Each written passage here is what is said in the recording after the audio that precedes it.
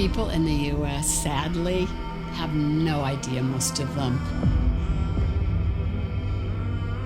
In 1951, nuclear testing finally began on the U.S. mainland.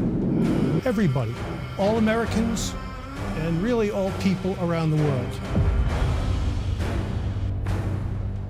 100 mushroom clouds pierced the sky.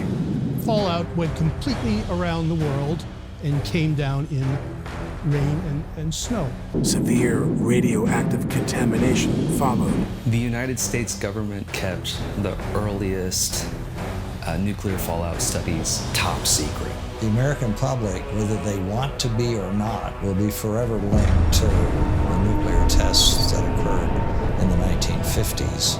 This is because the tests produced clouds. They went everywhere across the United States.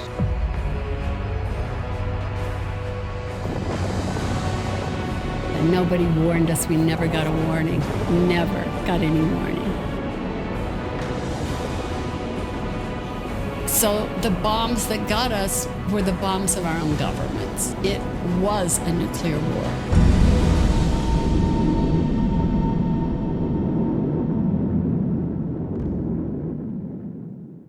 I used to keep, it was a big pile. It got so big I gave up.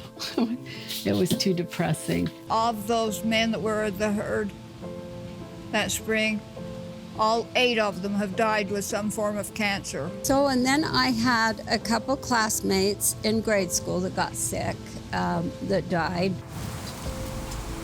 But I will still keep fighting to my last breath until they are acknowledged for what they did and what they were exposed to. I think I have this enormous responsibility to do this work. The hardest part for me is to believe my own government killed my family.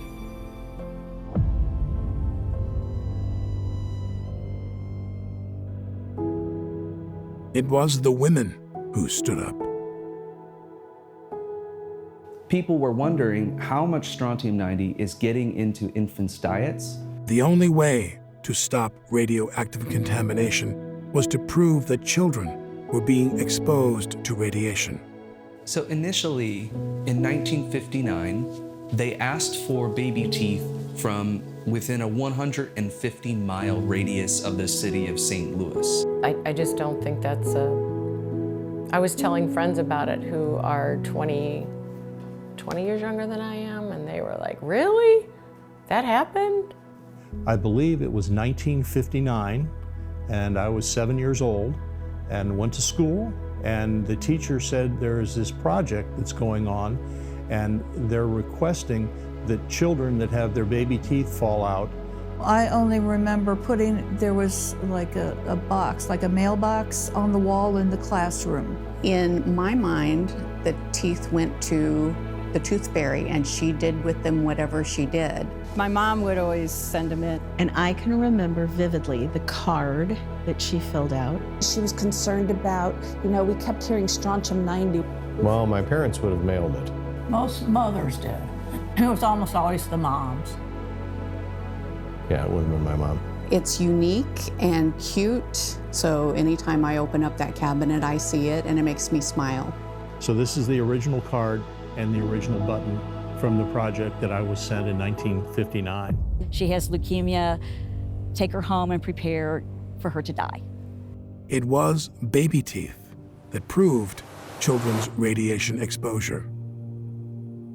There had been a 30-fold increase in strontium-90 uptake in children. November 1st, approximately 50,000 American women who described themselves as housewives and mothers went on strike in 60 cities around the country. And that was the article that was sent to President Kennedy's science advisor. And I answered the phone, and there was this pause and said, this is John Kennedy. Can I talk to your mom? President John F. Kennedy declared a halt to atmospheric nuclear tests. However, it came from nuclear testing, but it didn't come primarily from Nevada. So that is a misconception.